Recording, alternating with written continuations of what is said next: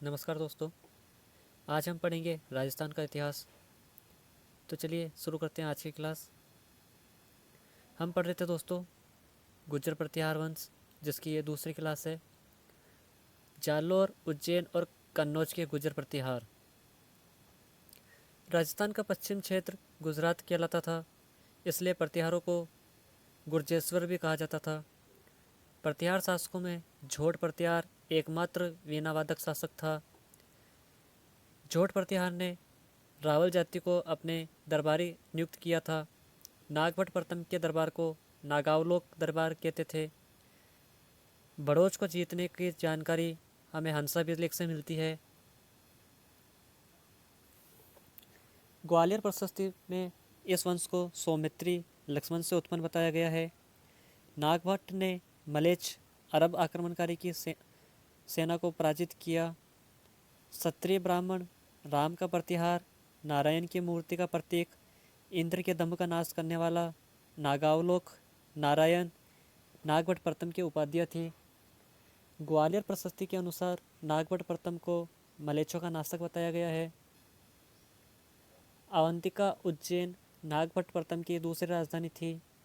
प्रतिहार वंश का वास्तविक संस्थापक वत्सराज को माना जाता है। वत्सराज को युद्ध का राजा यानी रणहस्तिन की उपाधि प्राप्त थी।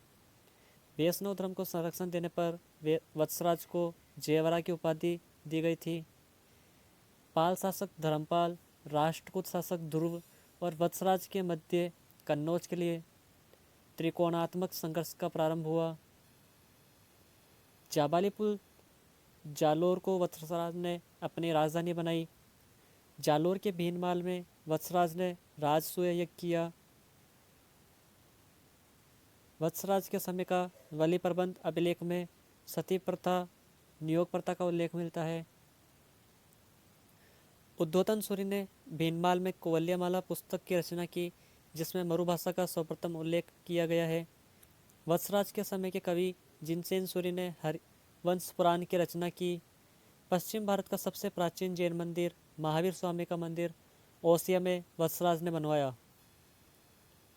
नागभट्ट द्वितीय के वंशज गुर्जर प्रतिहार कहलाए। इसका दरबार भी नागावलोक कहलाता था। बकुला अभिलेख में नागभट्ट द्वितीय को परम भट्टारक महाराजाधिराज परमेश्वर की संज्ञा दी गई। ग्वालियर अभिलेख में कर्ण की उपाधि दी गई है। वे तुरुस्क, किरात, मत्स्य और वत्स का विजेता भी नागभट्ट द्वितीय को कहा गया है। नागभट्ट द्वितीय ने पाल वंश के धर्मपाल को मुंडोर के युद्ध में पराजित किया।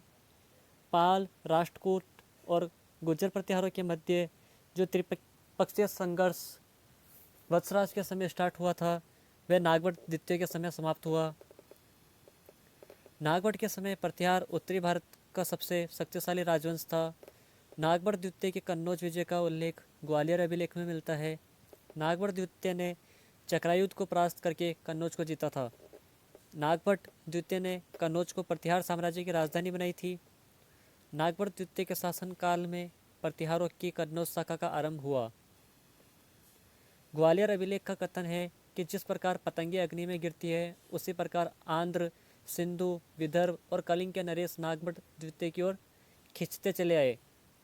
नागभट्ट द्वितीय ने मुसलमानों को पराजित किया, जिसका उल्लेख हमें प्रबंध कोश में मिलता है। नागभट्ट द्वितीय माँ भगवती का परम भक्त था। नागभट्ट द्वितीय के समय कन्नौज विद्या का केंद्र बन गई थी और नागभट्ट द्वितीय ने गंगा में जल समाधि ली थी। मिहिर भोज, जिसे भोज प्रथम के नाम से जाना जाता है, ने अपने पिता रामभद्र की हत्या की थी। उसे प्रतिहारों में पितरहंता कहा जाता है। कल्लन द्वारा रचित राजतरंगिनी, ग्वालियर प्रशस्ति व अरब यात्री सुलेमान के विवरण से हमें मिहिर भोज के बारे में जानकारी मिलती है। सुलेमान अरब यात्री था जो 851 ईस्वी में भारत में आया। सुलेमान ने गुर्जर प्रतिहार और पाल शासकों की आर्थिक, राजनीतिक और सामाजिक दशा का वर्णन किया था। सुलेमान ने मिहिर भोज को बरुआ व जुर्ज नरेश कहा है।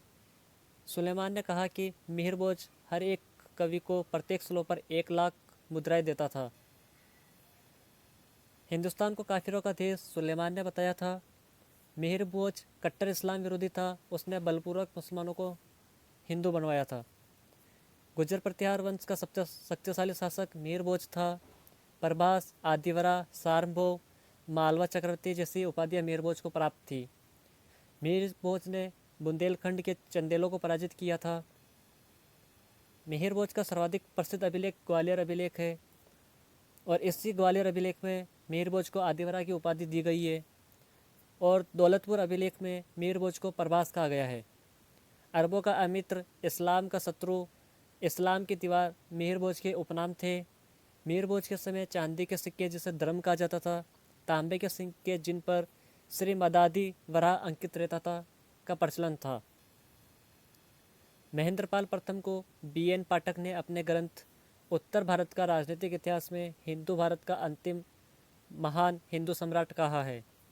राजशेखर महेंद्रपाल का राजकवि था। कर्पूर मंजरी जो कि एक प्राकट नाटक था, काव्य मीमांसा, बाल रामायण, बाल भारत, विदुषाल भंजिका, प्रचंड पांडव, भुवन कोश, हरविलास, ये सभी राजशेखर द्वारा लिखे गए थे। रघुकुल चूड़ामणि, महेशपाल, महेंद्रायुध, निर्भयराज और महेंद्रपाल के नाम थे। महेंद्रपाल की उपाधियाँ परम भट्टारक, परम भागवत और परमेश्वर थी। महिपाल प्रथम को राजशेखर ने आर्यवर्त का महाराजाधिराज कहा। अल-मसूदी 915 ईस्वी में अरब यानी बगदाद से भारत में आया। महिपाल के उपनाम विनायकपाल और हेरमपाल थे। राजशेखर इनका भी राजकवि था। राजशेखर ने अपने ग्रंथ विदुषाल भंजिका में महेंद्रपाल को रघुकुल तिलक व रघुकुल चूड़ामणि कहा है तथा इसी ग्रंथ में महिपाल को रघुवंश मुकुटमणि व रघुकुल मुक्तामणि कहा है। राज्यपाल के समय महमूद गजनवी ने 1018 ईस्वी में कन्नौज पर आक्रमण किया। राज्यपाल डरकर भाग गया था। राजा विद्याधर ने राज्यपाल की हत्या करवाई थी। गुर्जर प्रतिहार वंश का अंतिम शासक यशपाल था। मंडोर से राजधानी मेड़ता स्थानांतरित करने वाला शासक नागभट्ट प्रथम था। सर्वप्रथम जालोर को राजधानी बनाने वाला शासक भी नागभट्ट प्रथम ही था। बस दोस्तों, आज की क्लास ये तक थी।